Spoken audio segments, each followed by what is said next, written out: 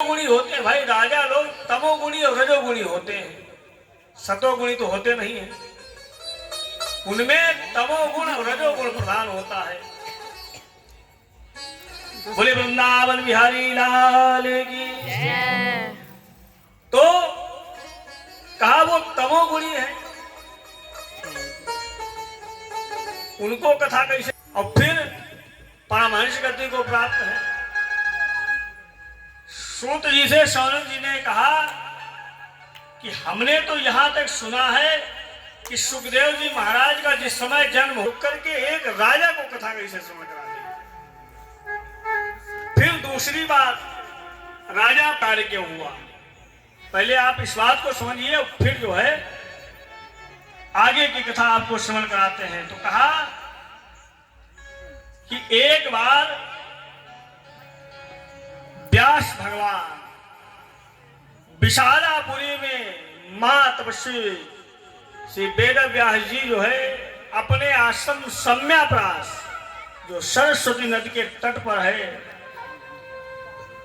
बैठे हुए हैं और बहुत ही ज्यादा चिंतित उदास बैठे हुए हैं। इतने में देवर्षि नारद बाबा जी निकल पड़े।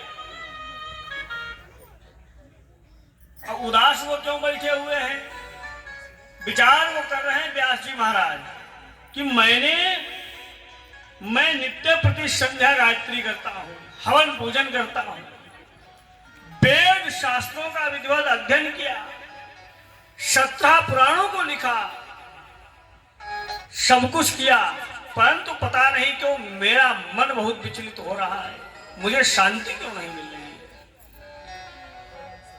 धृतव्रतेन ही मया छंदांसि मुखोग्नयः। कहा विचार कर रहे हैं कि आखिर ऐसा क्यों है।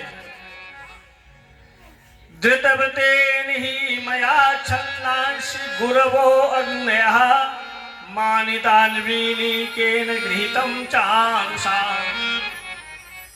बोले कि मैंने यज्ञ अनुष्ठान किए, गुरु सेवा की, गुरु की आज्ञा का पालन किया, अब फिर भी मुझे शांति नहीं मिल रही, आखिर क्यों। तब तक देवर्षि नारद बाबा आ गए। तो नारद बाबा बीड़ा बजाते हुए आ रहे हैं। नारद बाबा ने देखा चिंतित बैठे हुए हैं, पूछा भाई महाराज जी आप क्यों परेशान हैं, क्या हो गया है। तो व्यास जी ने कहा क्या बताएं, मैंने संपूर्ण शास्त्रों का अध्ययन करके और फिर 17 पुराणों को लिखा। 17 पुराणों को लिखने के बाद में मैंने 1,00,000 श्लोक वाली महाभारत को लिखा। और महाभारत जिसको लोग पंचम वेद भी कहते हैं, महाभारत एक ऐसा ग्रंथ है जिसको पढ़ने के बाद व्यक्ति को सारे विषयों का ज्ञान हो जाता है, राजनीति, कूटनीति, धर्म उसमें। और महाभारत से सबसे बड़ी एक शिक्षा और मिलती है कि दुनिया में व्यक्ति को किसी भी व्यक्ति से विरोध कर लेना चाहिए, लेकिन बंधु विरोध कभी नहीं करना चाहिए। ये भागवत महापुराण की कथा से, ये महाभारत से श्रवण करने को प्राप्त होता है। महाभारत ये शिक्षा देती है कि दुनिया में सब कुछ काम करना, लेकिन कभी भी बंद विरोध मत करना। एक ईंटा जगह की जगह पर, ये ईंटा नहीं आपका नहीं हमारा है, इस पर बंद विरोध नहीं व्यक्ति को करना चाहिए। और जो करता है उसकी क्या दशा होती है, बाकायदा आप लोगों ने महाभारत से पांडवों और कौरवों के युद्ध से शिक्षा ली हुई है। तो कहा कि मुझे शांति क्यों नहीं मिल रही है, व्यास जी ने कहा। तो नारद जी ने कहा तुमने 17 पुराणों को लिखा, इस महाभारत को लिखा। कहा लिखा है। कहा लेकिन भगवान श्री कृष्ण की लीलाओं को, उनकी कथा को नहीं लिखा, तभी तुमको शांति नहीं मिल रही है। अरे व्यास जी ने कहा कैसी बात करते हैं आप, मैंने महाभारत में भगवान कृष्ण की कथा को लिखा है, भगवान कृष्ण की लीला को लिखा है।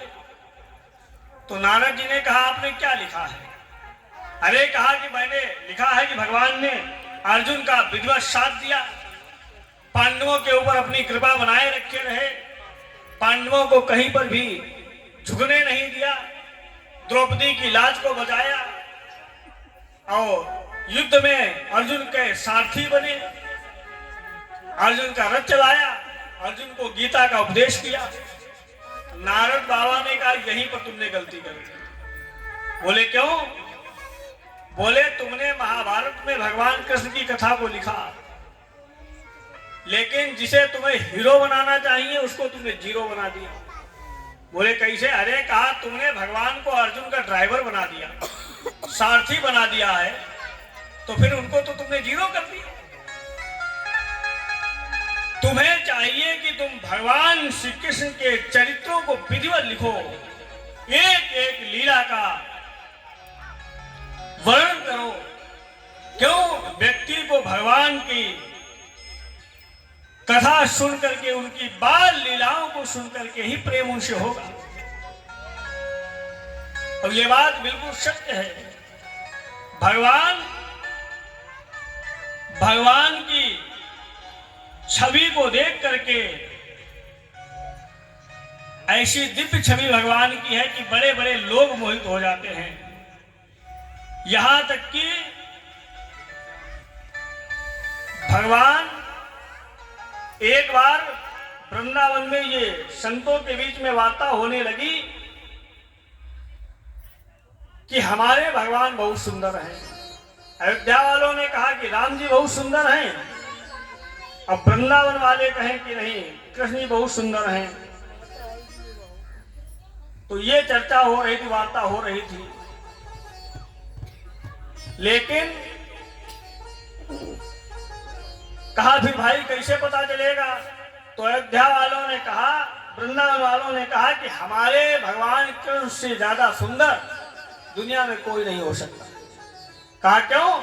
अरे कहा उनको देख करके बड़ी बड़ी गोपिकाएं जो है वो मोहित हो गई।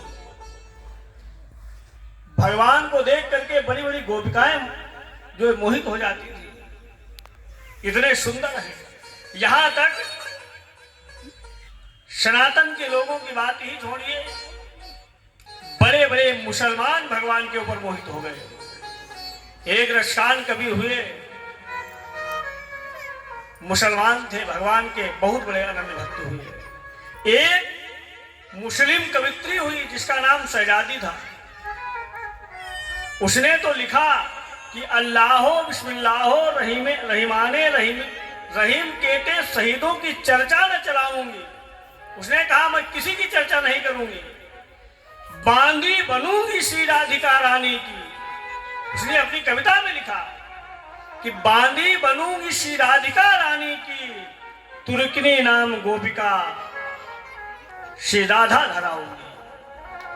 कहा गोपिका बन जाऊंगी। कहा क्यों? उसने कहा कि नंद के कुमार कुर्बान तेरी सूरत पर, नंद के कुमार कुर्बान तेरी सूरत पर, हूं तो मुगलानी पर अब हिंदुआनी कहूंगी। ये भगवान की महिमा है। बड़े बड़े मुसलमान भगवान के ऊपर मोहित हो गए। तो जब अयोध्या वालों का नंबर आया तो भाई अब बताओ तुम्हारे भगवान कितने सुंदर हैं, तो वृंदावन अयोध्या वालों ने मन में विचार किया कि भगवान कृष्ण से ज्यादा सुंदर तो कोई है नहीं, हमने पहले ही बता दिया है, अब ये क्या बताएं।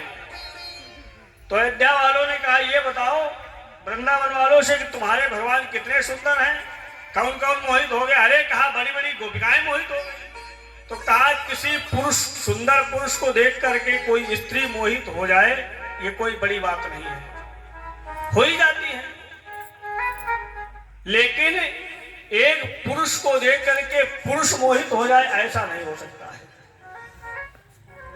कहा तुम्हारे कृष्ण को देख करके गोपिकाएं मोहित हुई, लेकिन हमारे राम जी को देख करके मनुष्यों की बात छोड़िए, बड़े बड़े राक्षस मोहित हो गए। खरदूषण पिछड़ा जिस समय पर शूर्पणखा के कहने पर भगवान राम से युद्ध करने के लिए आया और जब देखा भगवान की सुंदर छवि को, खरदूषण ने कहा ये पदलायक नहीं है, इनका पद नहीं करना चाहिए, ये तो बहुत सुंदर है। यहां तक लंका का राजा रावण जिस समय पर श्वेतबंधु रामेश्वरम की स्थापना कराने के लिए गया था और जब स्थापना उसने कराई, अब भगवान ने कहा आचार्य जी दक्षिणा अपनी लीजिए, बोलिए क्या दक्षिणा चाहते हो। रावण ने नीचे से ऊपर तक देखा, भगवान से कहा तुम्हारा दिमाग खराब है क्या, दक्षिणा हो तुमसे। भगवान ने कहा काहे। अरे उसने कहा दक्षिणा तुमसे क्या ले। कहा क्यों। रावण ने कहा हमको तुम्हारे पास कुछ नहीं दिखाई पड़ता है। अरे भगवान ने कहा तुम क्या हमको साधारण समझते हो, हम अयोध्या के राजा दशरथ के पुत्र हैं। रावण ने कहा तुम किसी के भी राजा हो, लेकिन आज की स्थिति यह है कि तुम पिता पुत्र परिवारहीन वन वन में फिरे उदासी हो।